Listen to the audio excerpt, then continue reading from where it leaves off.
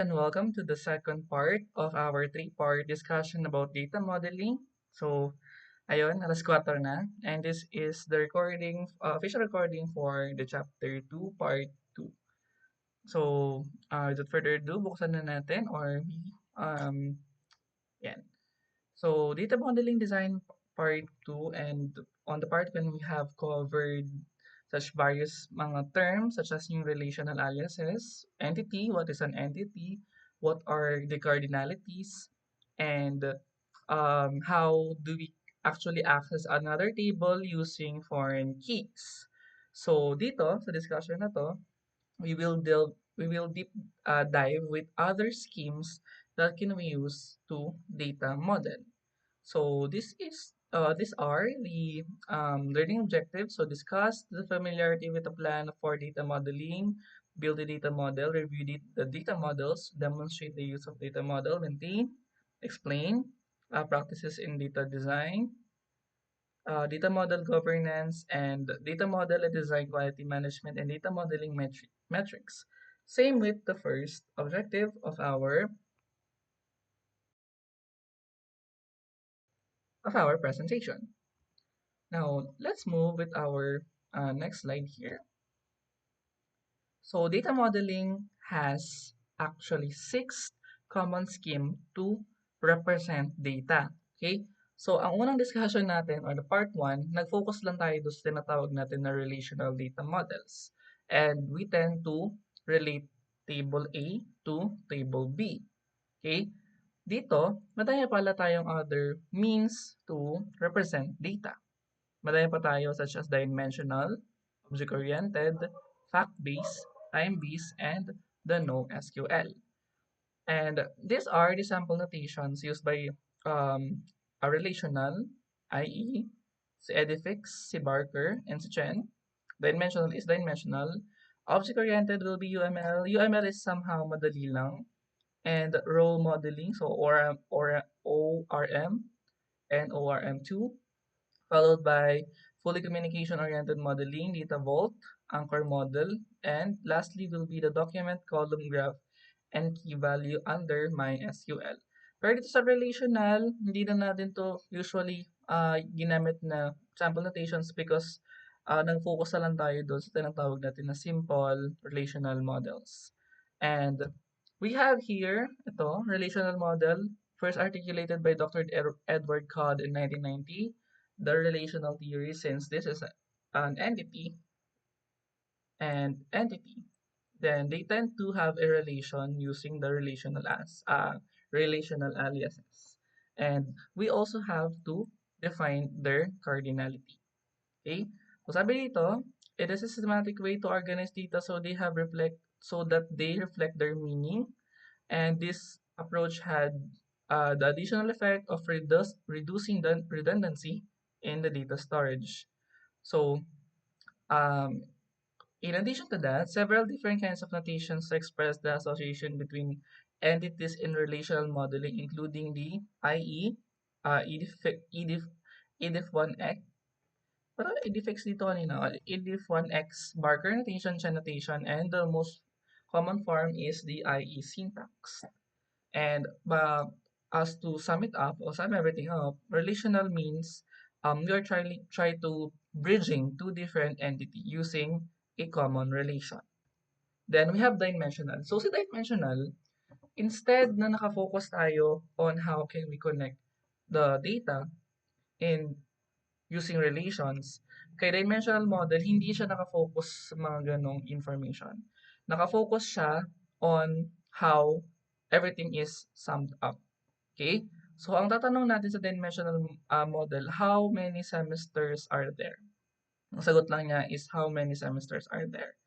Then, pag tinanong natin, how many names are there? Names. Okay? So, sabi dito, the concept of dimension modeling started from the joint research by General Mills and Dartmouth colleges in 1960s. In dimensional model, data is structured to optimize the query and analysis of large amounts of data. If sa relational model, nakafocus siya individually sa mga data, isa-isa, 2, 3, 4, using the primary key. Ang concern naman ni dimensional is yung kabuuan, yung tinatawag natin na summary. Okay? In contrast to operating system that supports transaction processing, ito si transaction processing. This is TP or transaction processing. Okay? Transaction processings are optimized for fast processing of individual transactions. So, hindi siya nagpo-focus sa tag-isa-isang dataset lang. Hindi siya nagpo-focus sa tag-isa-isa. It focuses on entirety of everything. And we have dimensional models.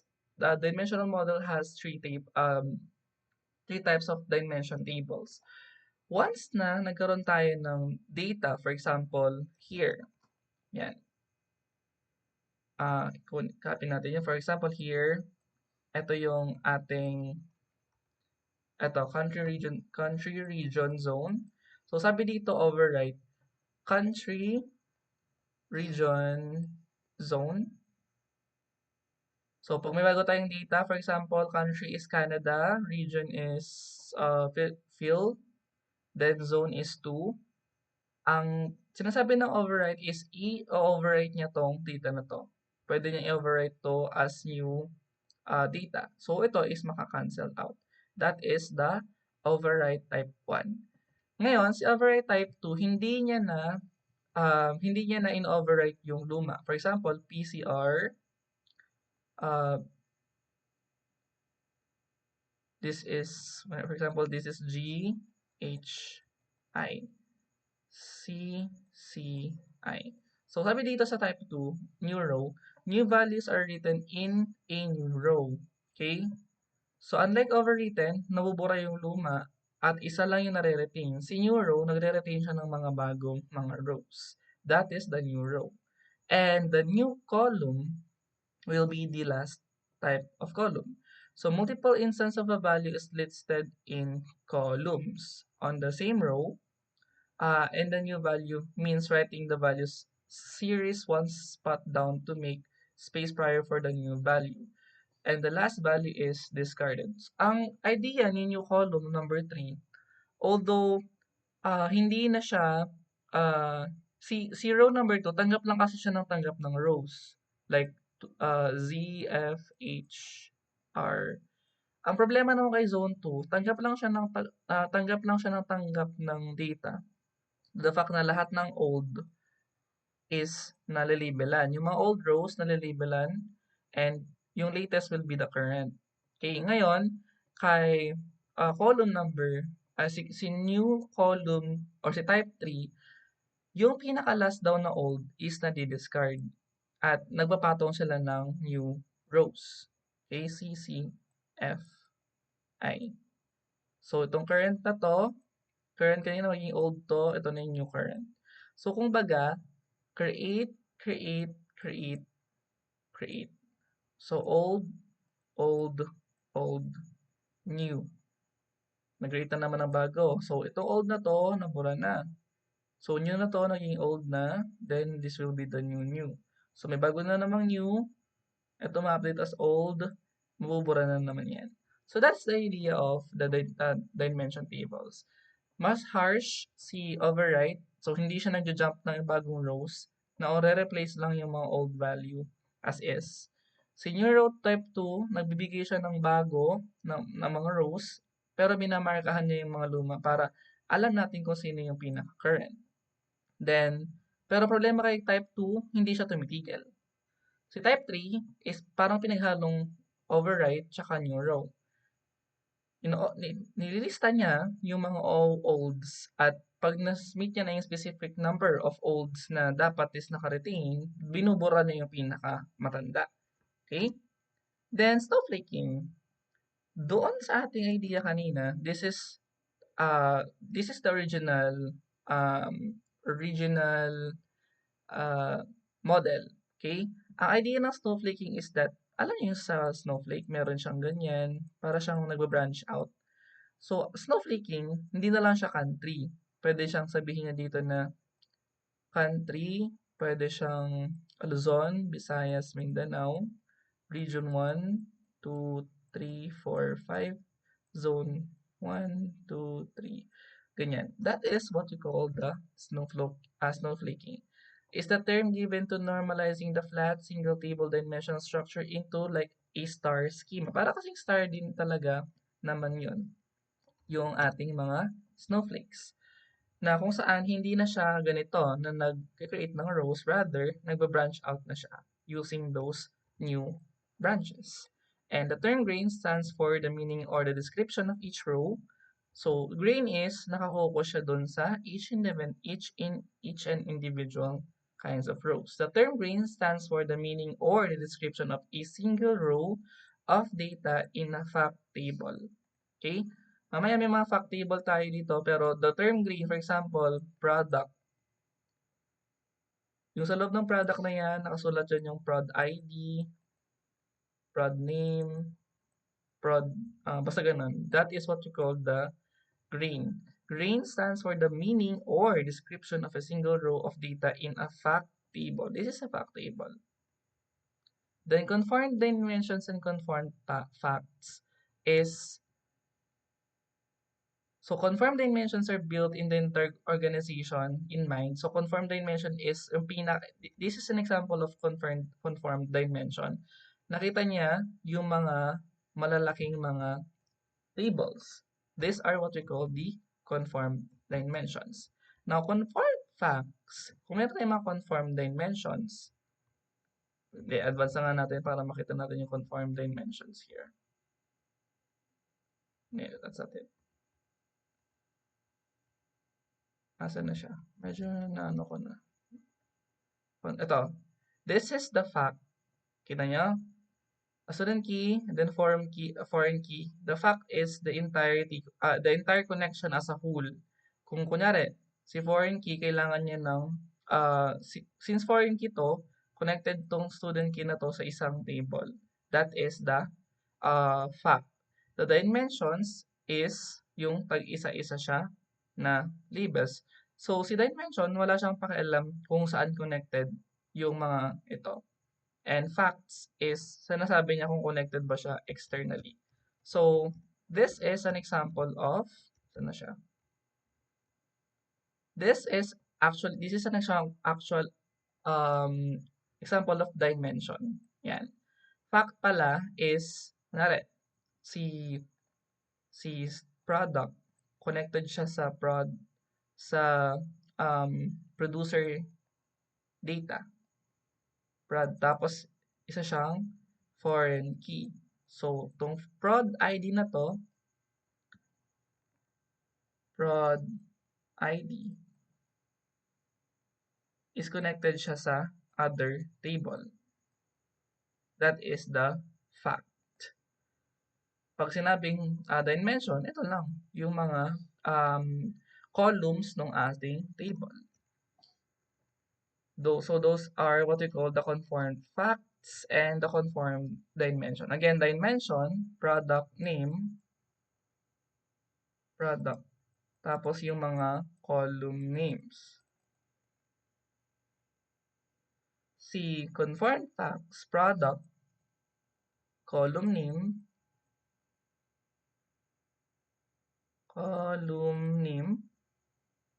tapos concern siya if meron siyang foreign key. That is the conformed facts.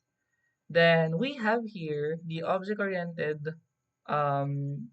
This is the object-oriented. It is EUML or the Unified Modeling Language. It is a graphical language for modeling software, and it has a variety of notations. Actually, madami tayong UML connection types, pero dito kasi parang pinasimplify lang niya. So, we have here a square. The class name is here. The class name is also the entity name or the table name. Then, attributes are the, ano yung mga attributes ng isang student. Then, ano yung kaya niyang gawin? This is verb. This is verb-wise. This is data-wise. Data-wise. Okay? So, sa class name, technically sa isang table, it is the columns. Ito yung mga tinatawag natin na columns. But dito, attributes describes the students. And operation describes the student's actions or ano yung mga kayang gawin ng mga student. We have here the column name at ano yung type nung data type niya. Then, this is a method, tapos ano yung tinatawag niya na return type. So, here is a class or class name is also an entity slash the table name in databasing. And sabi dito, Unified Data Modeling Language is a graphical language for modeling software. Ang dami daw siyang notation. And this is the simplest kind ng UML. So a class has an operations or methods, which is this.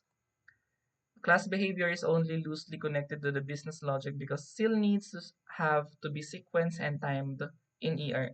In entity relationship terms, the table has stores, procedures, triggers, and the class operations can be public, internally, private. Pero di na natin siya gano'n kakakalem. Ang data modeling lang here is alam mo dapat yung class name, dapat nasa box siya, hiwalay yung nandyan, the attributes are the data describing the student and operating describing the actions that the students can do. Then we have the fact-based modeling or the FPM. It is a family of conceptual modeling language which is umiikot siya or nagre-revolve siya doon sa term na objects and facts. And si object role modeling is a model-driven engineering approach. So dito, si fact-based modeling is somehow reflects the term yung ternary relationship. So fact-based model do not use attributes. It's just a very large or it's just the entity name. Then paano sila nagko-connect. Just like the relational modeling, parang ganito din siya sa relational modeling. Pero meron siya yung mga tinatawag na mga relational aliases. Student enrolled in course. Course has students, something like that. Then we have the fully communication oriented modeling or the FCOIM. Similar notation and approach to ORM, but it has like this kinds of bubbles. These bubbles signifies that may connection siya within, meron siyang sequence. Semester, student, then course, attendance, parang ganon. For the fully communication-oriented modeling. Then, time-based modeling. Si time-based modeling, hindi lang siya nakatutok doon sa mismong data, but rather nakatutok siya doon sa time along with it. For example, your grade, your attention your grade last January is mataas. And your grade on February is mataas. Your grade on March is mababa. So the data modeling schemes or the time-based schemes will try to extract what happened. Okay? Sabi dito, time-based patterns are used when data values must be associated in chronological order. Binabantayan niya yung data, yung flow ng data using a specific time frame. Specific time frame, and dapat nandun siya sa chronological order. Then, the data vault, ganun din, sa data vault, stores the time-based data and hindi siya immutable or hindi na e-edit yung ating mga data vaults. Kaya nga vaults, it's saved for a permanent, it saves for a reason in a permanent manner. Then we have here the anchor model. It's a technique suited for information that change over time. So kung meron tayong hindi nagbabago over time, meron tayong nagbabago naman over time. Anchor modeling is a technique that changes over time in both structure and content and provides graphical notation used for conceptual modeling similar to traditional data modeling with extensions for working with temporal data. And it has four basic modeling concepts, which is the anchors, attributes, ties, and the nuts. Then we have here the NoSQL. Sa NoSQL, hindi tayo gumagamit ng mga in order for us to determine or to extract data. Well, all we have to do is do the following. So document, instead of taking a business subject and breaking it into multiple relational structures, document database frequently store the data in one structured, which is called a document. So this is a document. Sa isang dokumento, may mga data such as this. Sa COR, this is an example of a COR. Tama ba? Ba't may activities doon? Anyways, baka hobbies yun. So, sa SQL, in-store niya in a structured, um, multiple relational structure na model. And this is an example of a document. Kompleto siya, kompleto siya at merong label yung mga data. Now, the key value naman is on the other hand has this. It only has two columns. Meron siyang value at meron siyang key.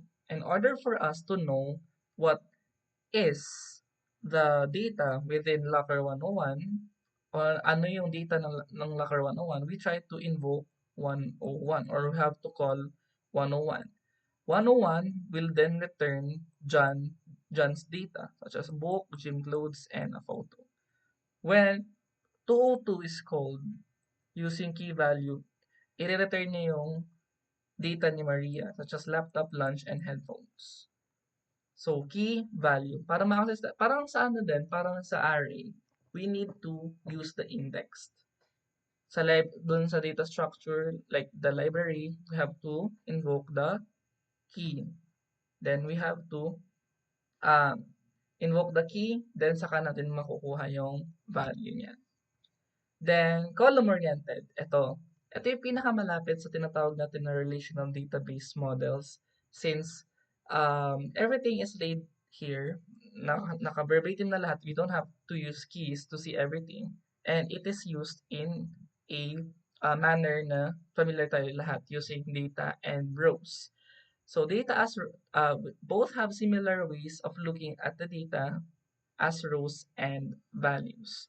So rows, and we then see all the values at the same time. This is column oriented.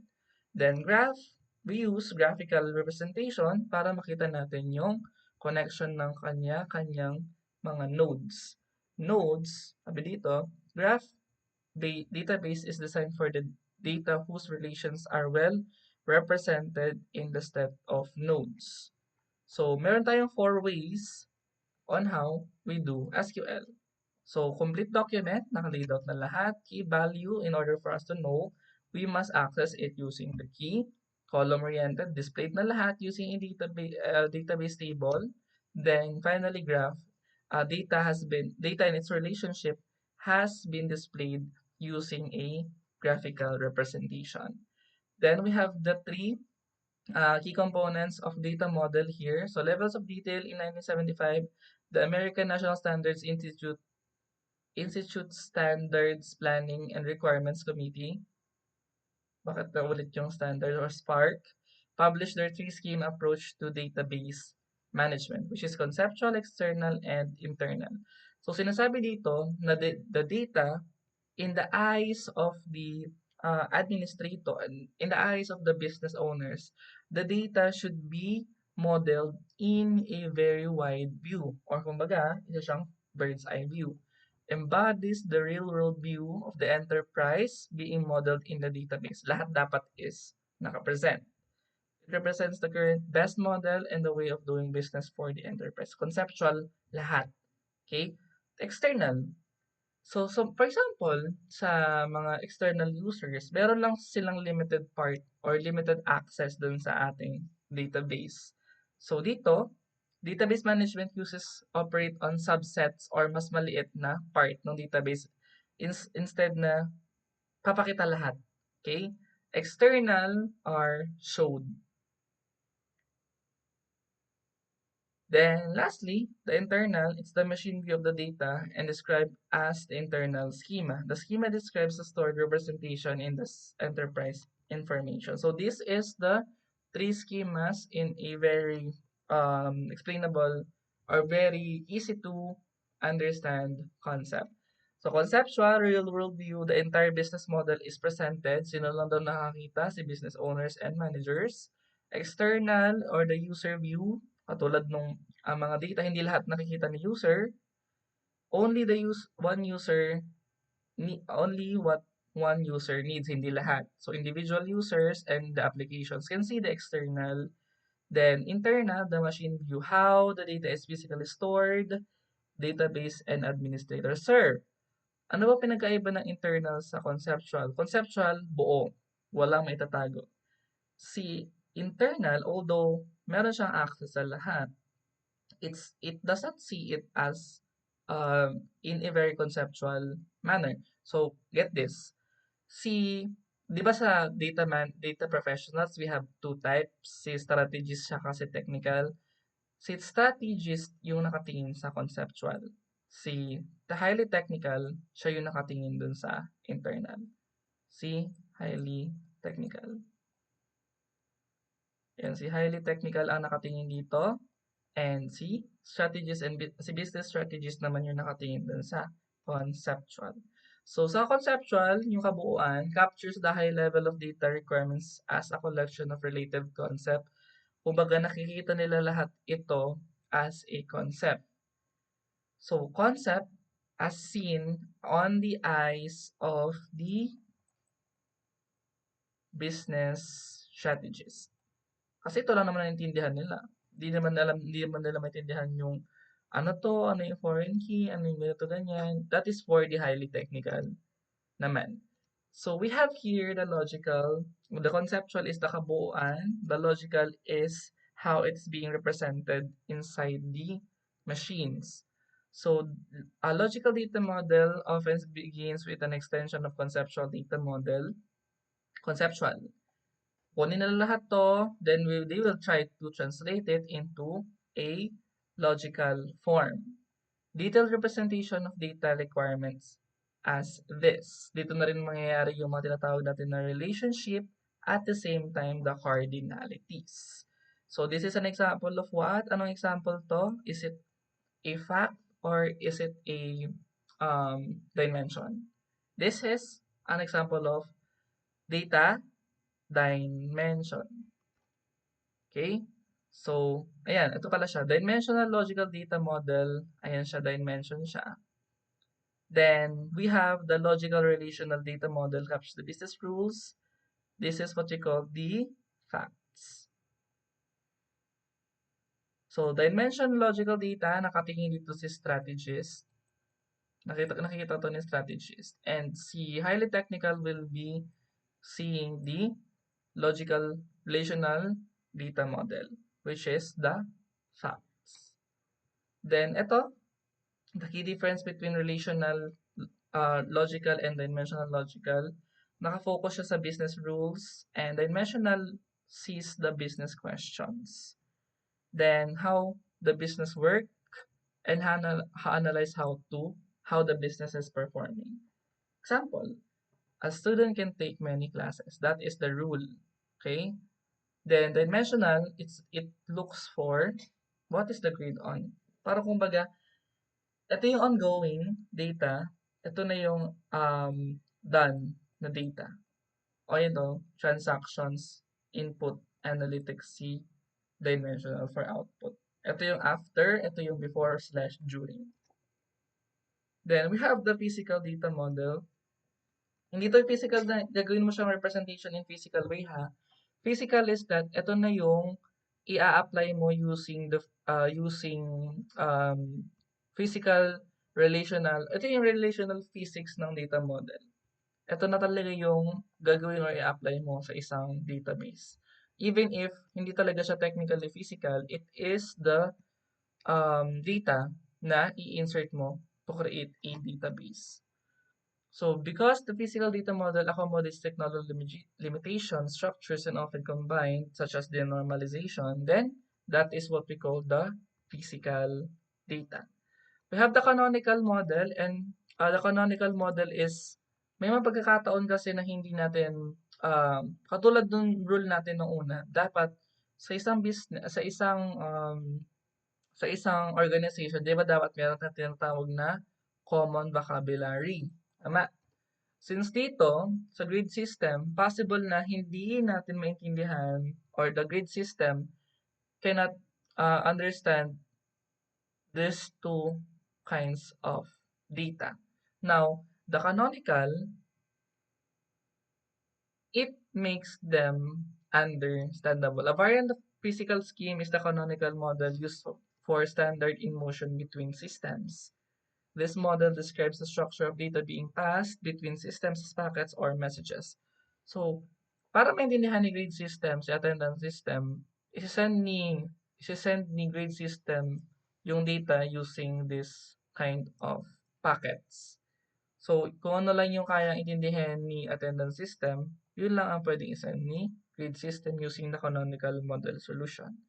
So, this is an example of an XML or the extensible markup language. And ito yung isisend o ibabato ni grade system kay attendance system. That is the canonical model. We have the views model. Since para makapag-connect yung two different kinds of systems, gagamit sila ng medium using the canonical model. Si view system naman, gagamit siya ng, di ba, two different table to.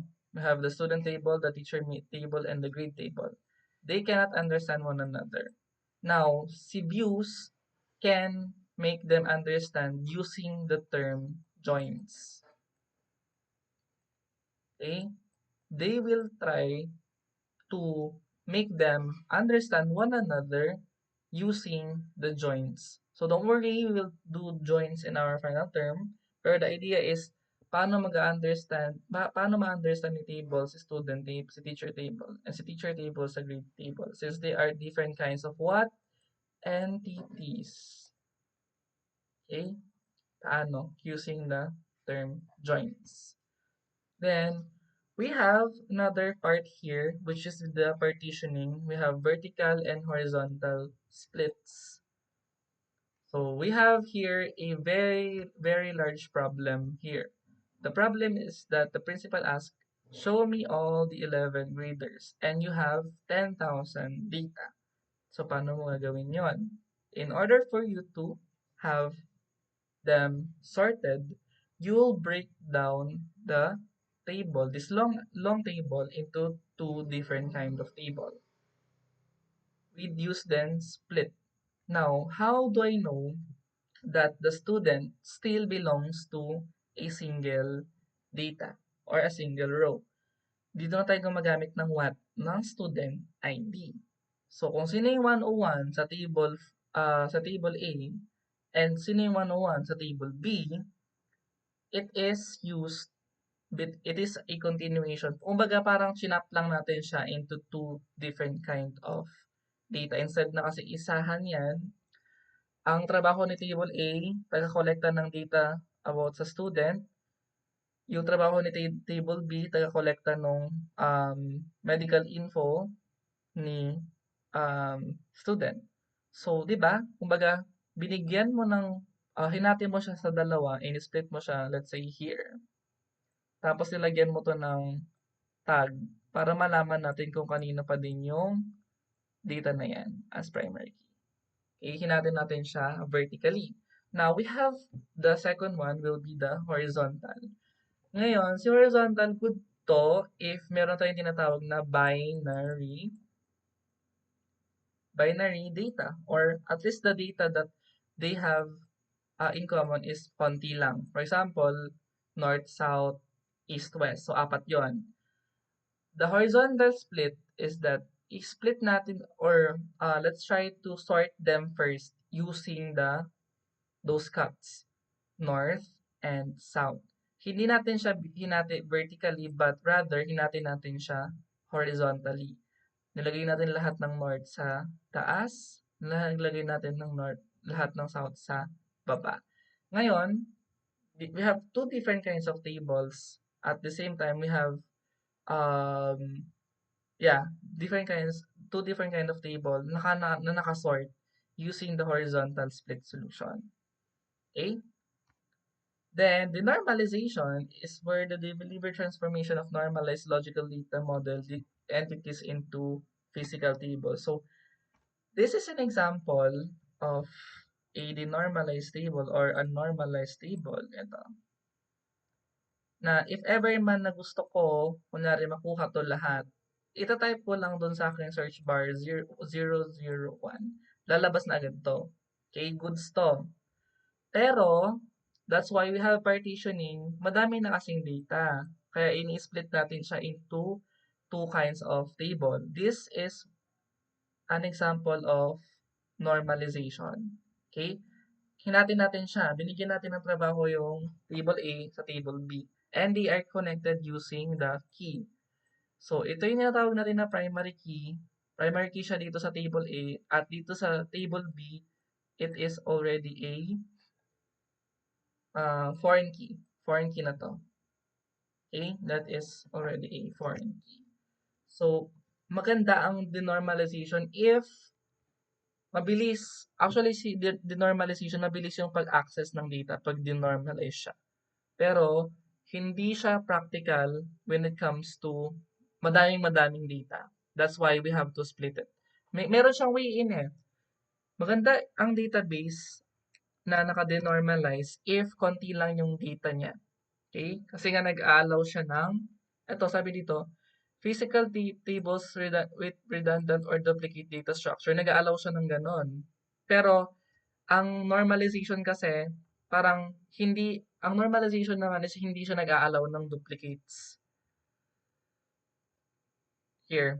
Okay? So, denormalization, eto, denormalize, all the pieces are glued in a single table. And the denormalized one, or the normalized, the normalized one is what do you call this? Naka-summarize or naka-consolidate. Let's use the word consolidate here na lang. Na pag sinulat ko na ito ang purpose ng student table is to describe a student.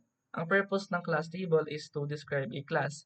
Ngayon, when we create a grade table, instead na isulat ko dito na John at isulat ko dito na math, ilalagay ko na lang yung susi ng ID ng student John at susi ng ID ng class here. Tapos, doon ko na lang inalagay yung grades. Goods ang normalized if ayaw nyo ng many goods ang normalized if ayaw nyo ng madami at repeating data. Pero, mas mabilis kasing mag-retrieve si denormalized guides kasi in comparison with normalized. Then we have different kinds of normalizations here. This is the normalized or unnormalized. This is messy. Okay? So, John, madami siyang nakuhang data. Unnecessary naman yan. But, yun. Sayang sa space, nag-accept siya ng duplicate data. Pwede naman natin tong isort here. Or gawin natin John, Math, English, ganon. Then we have here the normalization. So don't worry, we will have a very long discussion for this. I will I will skip this muna since this is further explained on our final term. Pero the idea of normalization is parang ganito siya. This is your original long table. Then split mo siya. Then split mo to. Then may another table ka na naman dyan na naka-reference dito. Then split mo na naman to. Then split mo na naman to. May naka-reference na naman siya dyan.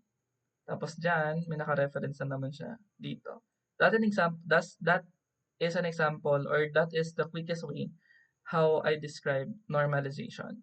Kumbaga, yung panghawak ng data is hindi na lang verbatimly nasa isang mahabang row.